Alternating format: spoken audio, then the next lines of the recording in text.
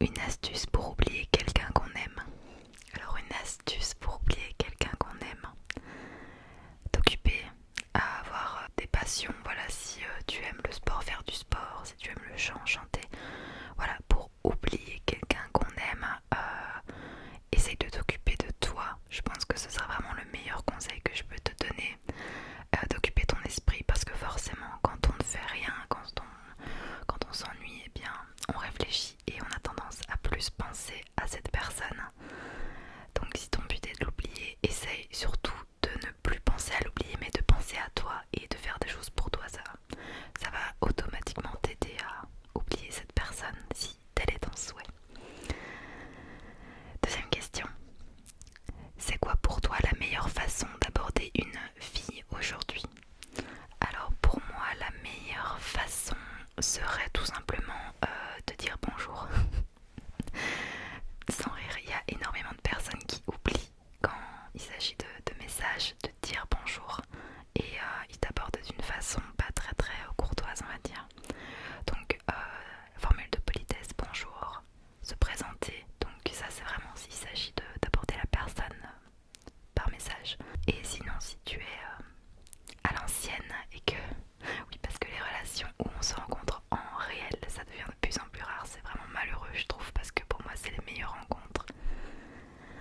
Et bien si c'est en réel, bah comment l'aborder? Ben tu peux, c'est un petit peu la même chose, lui dire bonjour, t'intéresser à la personne. Voilà, pour moi le plus important quand tu rencontres quelqu'un, et si tu as pour but de plaire à cette personne ou d'avoir un feeling, on va dire, si tu espères avoir un feeling, bah t'intéresser à cette personne, à ce qu'elle aime, à qui elle est, etc. Prochaine question. Que faire si on n'arrive pas à tomber amoureux? Alors que faire si on n'arrive pas à tomber amoureux? Ça c'est encore une fois, c'est que mon avis. Il faut pas se fier à ce qu'on voit dans les films.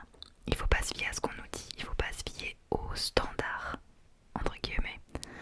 Dans le sens où tomber amoureux, c'est quelque chose qui arrive peu dans une vie finalement. On peut aimer quelqu'un, mais être amoureux de quelqu'un, c'est pas quelque chose qui nous arrive tout le temps. Et c'est pas non plus quelque chose qu'on doit absolument chercher à avoir. Je pense que tu devrais arrêter de te mettre la pression. Il faut pas tomber amoureux. On tombe amoureux si ça arrive, ça arrive. Si ça n'arrive pas, ça n'arrive pas. Et on va dire que c'est pas quelque chose que tu dois faire, que tu dois accomplir dans une vie. On va dire qu'on est un petit peu conditionné, je pense, par rapport à l'amour. Comment est-ce que ça doit se passer? Comment les personnes doivent se comporter? Est-ce que si je suis pas amoureux, est-ce que c'est normal? Et je pense que tu dois essayer de lâcher prise par rapport à ça. Si tu n'es pas amoureux, si tu n'arrives pas à tomber amoureux, ce n'est pas grave. C'est comme ça. Voilà, je pense que c'est possible de n'être jamais amoureux dans une vie et c'est pas grave. Être amoureux, je pense que c'est un sentiment qui est éphémère, c'est au début. Quand tu flirtes, t'es amoureux, voilà, t'as les papillons dans le ventre. Mais finalement, je pense que le plus important, c'est d'aimer la personne et je pense que c'est encore plus fort que d'être amoureux. Donc voilà, j'espère avoir répondu à ta question. Le plus beau conseil pour faire durer un couple? Alors selon moi, le plus beau conseil serait la légèreté, la confiance et la communication. Pour moi, c'est vraiment des points très très importants. Si tu communiques avec ton ou ta partenaire de façon claire et récurrente, je pense que avec ça, tu peux aller très très loin. Également la confiance, mais pas la confiance en l'autre, la confiance en soi. Être accompli soi-même avant de vouloir trouver quelqu'un est très très important. Parce que si tu n'as pas confiance en toi, je pense que tes relations ne dureront pas. C'est comme mon avis. Donc voilà. Si tu veux que ton couple dure, essaye d'avoir confiance en toi, d'être bien dans ta peau, d'être bien avec toi-même. Et tu pourras ensuite peut-être accueillir quelqu'un de manière saine et tu pourras être ouvert à une relation saine. Que signifie l'amour réellement? Alors c'est une question finalement très très vaste parce que chacun a sa définition de l'amour. Chacun a sa vision de l'amour. Mais si je devais donner mon avis, je pense que selon moi, l'amour ça signifie quelque chose de pur. L'amour ça doit être quelque chose de positif, quelque chose qui nous fait du bien. Parce qu'au final, l'amour c'est un petit peu la source de toute chose. Elle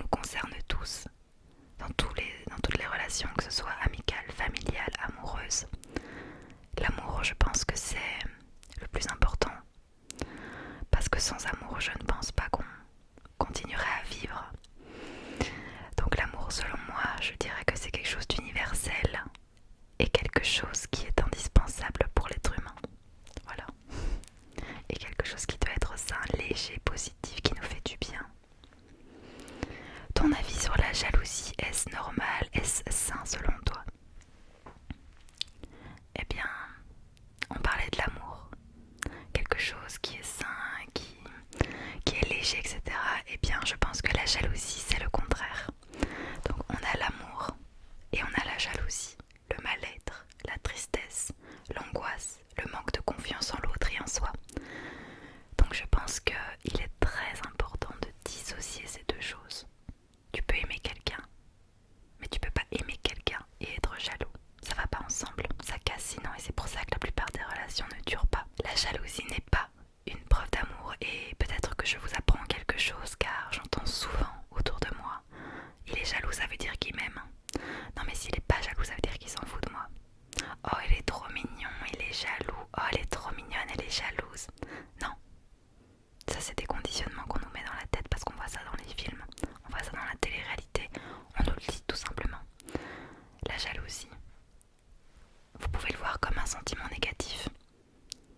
Essayez de vous concentrer sur ce que vous ressentez quand vous êtes jaloux. Alors moi personnellement, j'ai mal, ici ça me fait mal. J'ai des boules dans le ventre, je suis énervée, je suis pas bien, j'ai les nerfs. C'est que du négatif. Donc bien évidemment, selon moi, la jalousie c'est quelque chose de triste, qui fait mal. Et c'est pas sain, non. C'est pas sain du tout et ça peut pas du tout être lié à l'amour, donc à une relation amoureuse. Donc voilà, ça c'est mon avis. Chacun pense comme il veut, j'insiste vraiment sur ça. Chacun pense comme il veut, mais essayez d'ouvrir votre esprit à cette théorie si vous l'avez jamais entendue et si vous pensiez justement que la jalousie était une preuve d'amour. Essayez de réfléchir un petit peu à ce que je viens de dire. Et je suis sûre que ça fera écho chez certains ou certaines d'entre vous. Du moins je l'espère. La jalousie, c'est un sentiment négatif. Voilà, c'est tout ce que j'ai à dire. Que penses-tu des relations polyamoureuses? Je pense que c'est génial. Voilà, les gens s'aiment. Je ne vois pas ce qu'il y a de mal. J'ai pas vraiment d'avis en fait. Chacun fait ce qu'il veut. Et enfin, je vois pas pourquoi je devrais dire quelque chose de négatif sur ça puisque c'est de l'amour. C'est de l'amour, c'est un sentiment positif. Les gens sont heureux comme ça, alors ma foi, continuez comme ça. Je suis pas du tout contraire. Que penses-tu de la dépendance affective? Alors la dépendance affective, j'ai connu ça et je me bats encore contre mes vieux démons. J'ai été pendant des années dépendante affective. La dépendance affective, c'est-à-dire que tu ressens le besoin d'être entouré, le besoin d'être aimé. Et ton bonheur dépend de l'amour que tu vas recevoir. Ton bonheur dépend de la personne qui va t'aimer. Si cette personne ne veut pas de toi, c'est que tu ne le mérites pas. Voilà, comme ça vous avez une idée de ce qu'est la dépendance affective. Grossièrement expliqué, on est bien d'accord. Si vous voulez vous renseigner, il y a des articles et des articles sur ça. On est beaucoup concerné par ça, je pense. C'est quelque chose d'humain. Mais je pense que c'est une illusion surtout et c'est un travail intérieur. La dépendance affective, c'est quelque chose qui se guérit, c'est quelque chose qui se travaille. Et moi j'y arrive et je me bats contre ça tous les jours. Donc qu'est-ce que j'en pense? Je pense que c'est quelque chose de commun, de plus commun qu'on ne le pense, mais je pense qu'on peut tous y arriver à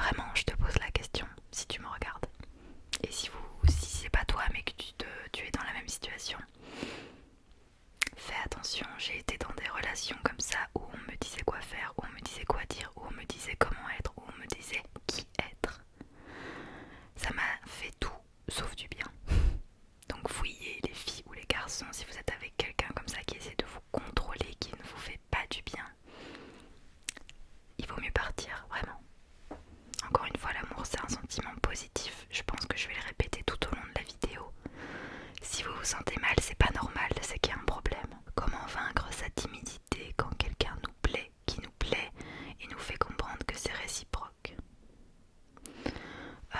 Comment vaincre sa timidité? Je pense que si tu aimerais dire à quelqu'un qu'il ou elle te plaît et que tu n'oses pas, tu peux peut-être lui écrire, tout simplement, lui faire une lettre, une jolie lettre où tu lui dis ce que tu ressens. Je pense que c'est une bonne alternative pour ceux qui sont timides, voilà. Sinon lui écrire en message, mais je suis plus de la team d'écrire une lettre, je trouve ça beaucoup plus authentique et beaucoup plus mignon. Donc ouais, je pense que ça pourrait être bien. Coucou, mon problème, elle l'a mis problème entre guillemets, c'est que je suis lesbienne et je sais pas comment le dire à mes potes et en plus elle ne me parle que de garçons. Alors comment tu pourrais faire ton coming out, comme on appelle ça, leur dire tout simplement que tu aimes les filles. Ou tu peux le faire passer sous l'humour, tu vois, quand elle te parle de garçon, ouais regarde lui il est trop beau, tu dis moi je m'en fous, je trouve que les filles sont plus jolies. Voilà, tu peux amener la chose comme ça, sous forme d'humour, ça peut être sympa. Et si tu n'oses pas, ne te sens pas obligé de leur dire, tu peux garder ça pour toi aussi, tu vois, il faut pas que tu te mettes la pression à vouloir absolument leur dire. Voilà, sinon l'amener avec de l'humour, je trouve que ça pourrait être sympa. Je n'ai jamais eu beaucoup de chance avec les filles, peut-être que je suis pas assez parfait ou musclé. Alors, les filles ne recherchent pas, enfin je pense, hein, les filles ne recherchent pas un mec parfait et musclé. Voilà, moi je suis de la team, il n'y a pas que le physique qui compte, vraiment. Je prône vraiment la mentalité de la personne que j'ai en face de moi, donc essaye de te retirer ça en tête peut-être. Et peut-être que là tu vas t'attirer à toi des filles beaucoup plus avec des bonnes intentions, on va dire, voilà.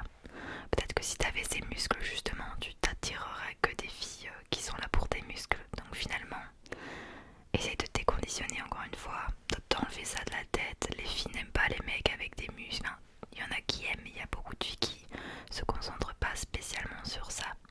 Et quand tu te seras enlevé cette idée de la tête, je suis sûre que tu trouveras quelqu'un. Alors ici on a une histoire. Alors j'ai eu mon premier vrai amour en octobre 2021 et il m'a littéralement détruite. J'étais folle amoureuse de lui, malheureusement ça s'est mal fini.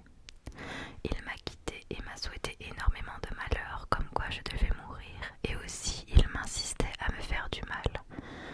Il n'a jamais été respectueux avec moi, il allait voir ailleurs, etc. Ça me faisait souffrir, mais je restais. Il m'a trompée, mais je suis restée pour au final il me jette comme une vieille chaussette. Aujourd'hui ça fait 5 mois qu'on n'est plus ensemble. Et ces paroles me restent en tête, mais malgré tout j'avance petit à petit avec des hauts et des bas, mais surtout des bas. Je vais surmonter tout ça j'espère. Alors du coup j'ai discuté avec cette jeune fille. Je vais pas dire son prénom parce que c'est anonyme. J'ai beaucoup parlé avec toi, je pense que tu regarderas la vidéo et tu sais exactement ce que je pense. Mais je vais quand même dire ce que je pense pour les jeunes filles peut-être qui se reconnaîtront dans ton histoire. On a parlé de pervers narcissiques précédemment, je pense que là encore une fois on a affaire à quelqu'un qui a envie de manipuler tous tes faits et gestes qui ne te fait pas du bien finalement. Et je pense que je me répète beaucoup, mais n'oubliez pas et gardez toujours en tête que l'amour, une relation amoureuse, ça doit vous faire du bien. L'amour, on essaye tellement de le sophistiquer, d'y ajouter des caractéristiques comme la jalousie qui est une preuve et machin, mais non. L'amour, c'est tellement simple.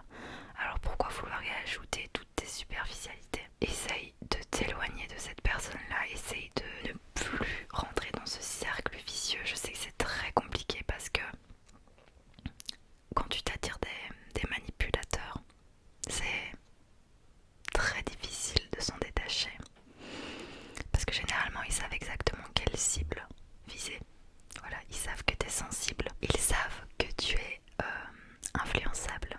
Ils savent que tu es à fleur de peau, que tu es sensible, etc. Donc, ils savent très bien choisir leur proie. Donc, c'est ça qui rend la chose la plus difficile en fait, c'est de partir. C'est ça le plus compliqué parce que tu es sous son emprise. Et il y a des filles qui sont manipulatrices aussi, il n'y a pas que des garçons bien évidemment. C'est vrai qu'on parle souvent des garçons alors que les filles, il y a des filles qui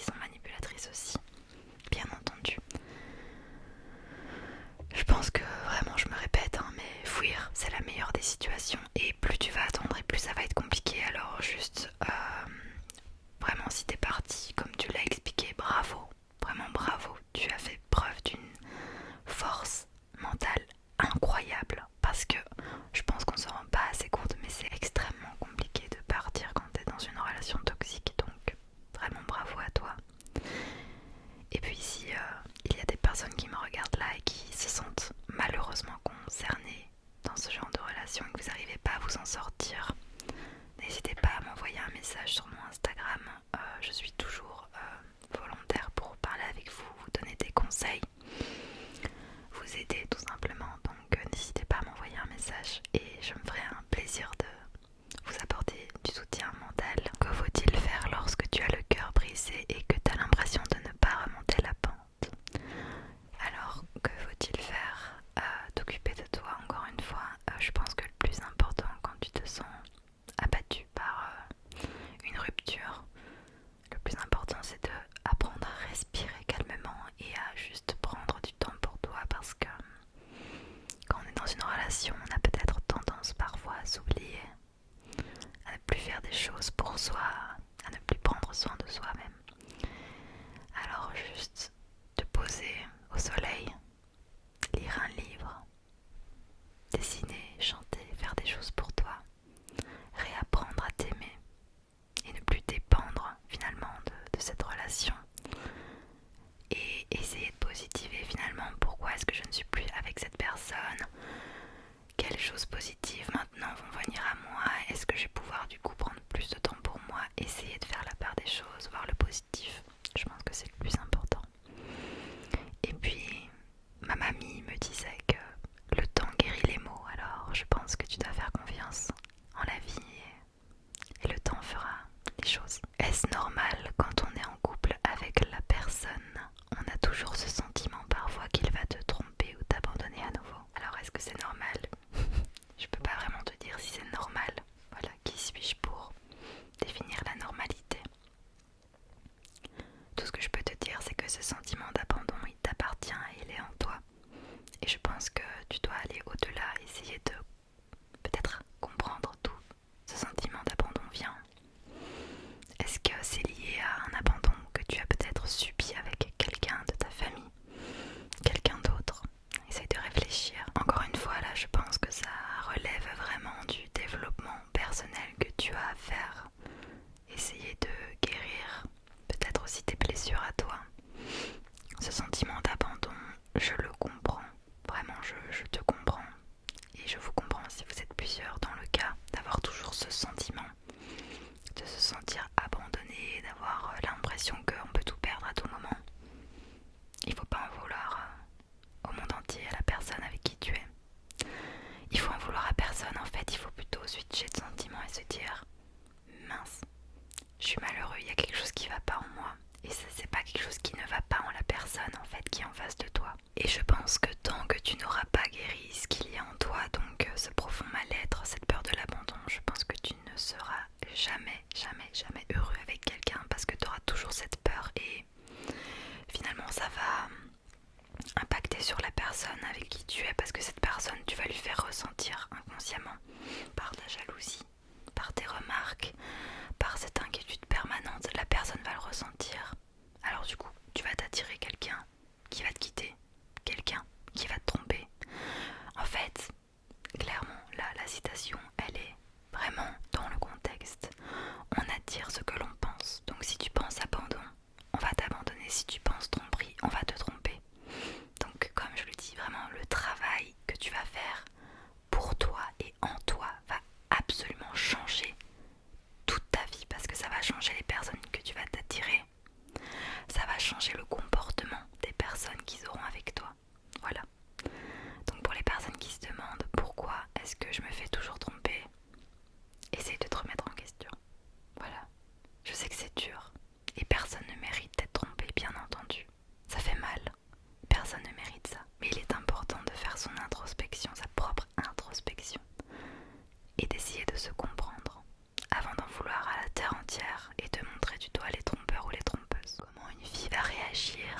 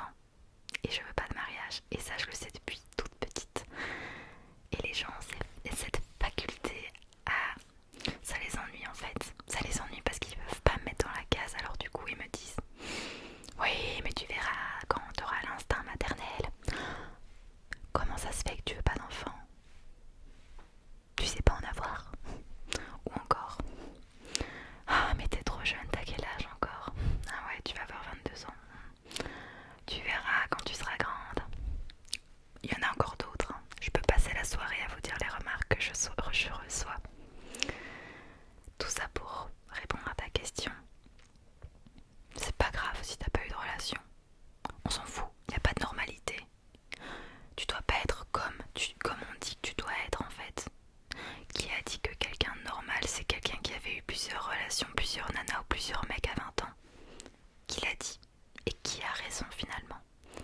Donc ne te soucie pas du regard des autres. Tu lui dis, ça lui plaît, tant mieux. Elle s'en fout, tant mieux. Elle te respecte, même ça, tant mieux. Si elle rigole, si elle te juge, si elle part, bon débarras. Ça veut dire elle te facilite la tâche justement. Si elle réagit bizarrement, c'est simplement que c'est quelqu'un qui n'était pas pour toi. C'est très important de faire confiance en la vie. Si quelqu'un arrive dans ta vie ou sort de ta vie, c'est qu'il y a une raison. C'est qu'il y a une raison et il faut faire confiance. Je vous assure. Je sais que beaucoup d'entre vous vivez des relations difficiles, vous avez vécu des ruptures. Mais je vous jure qu'après la pluie vient le beau temps et faites-moi confiance. La vie est merveilleuse et si vous devez rencontrer votre âme sœur, votre homme de votre vie ou la femme de votre vie, ça arrivera quand ça arrivera et si ça arrivera. Voilà. Il faut faire confiance en la vie, tout simplement, et pas se mettre la pression à je dois absolument être en couple, je dois absolument avoir des relations sexuelles, je dois absolument me marier, je dois absolument avoir... Non. Cool. La vie c'est, comme on me l'a dit, comme quelqu'un qui me dit souvent ça, quelqu'un que j'aime beaucoup, qui me dit la vie c'est pas un sprint, c'est un marathon.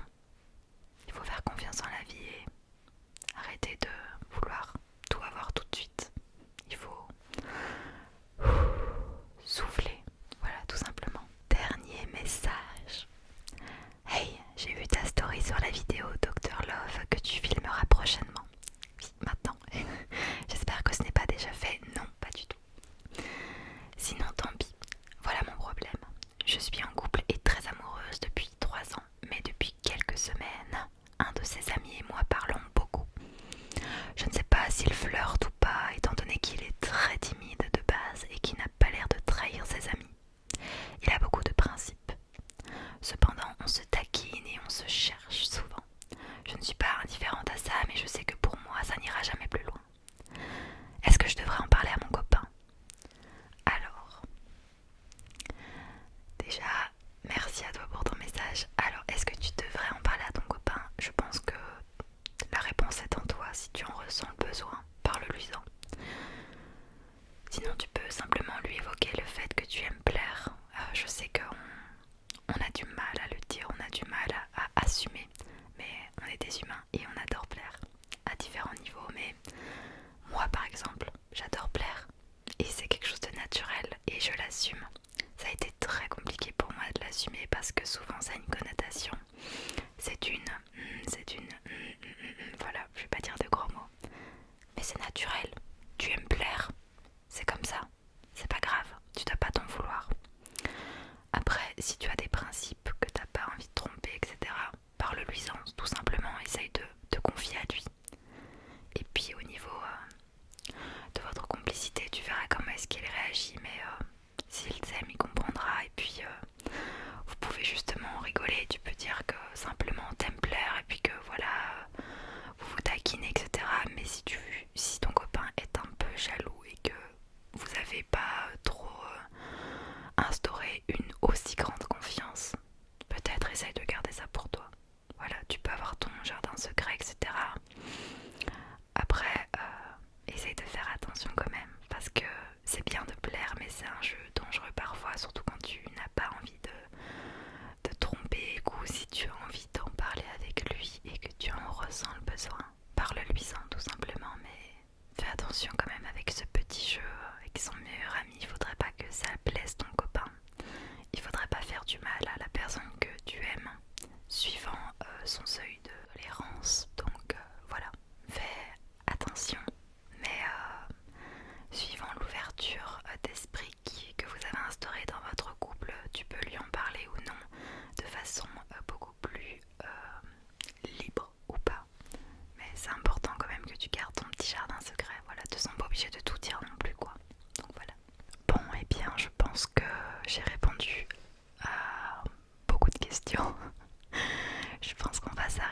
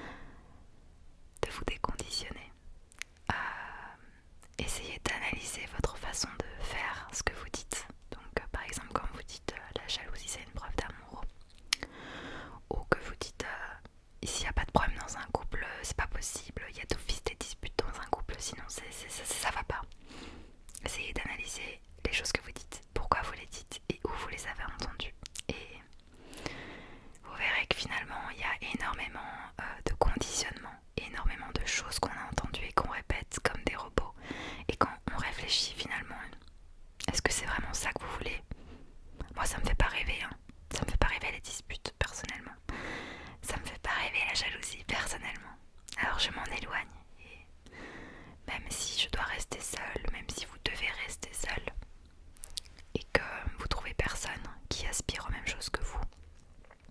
Finalement, c'est peut-être ça la clé du bonheur. Et puis, je vais finir sur ça. Faites confiance en la vie, sincèrement. Ne vous mettez plus la pression. Donc voilà. Docteur Love à votre service. Je vous souhaite une bonne soirée. J'ai adoré parler avec vous. J'ai peut-être un peu parlé vite. Désolée, j'espère que c'était quand même relaxant. Je vous fais des gros bisous. Bisous, bisous, bisous, bisous, bisous. Et surtout, gardez le sourire.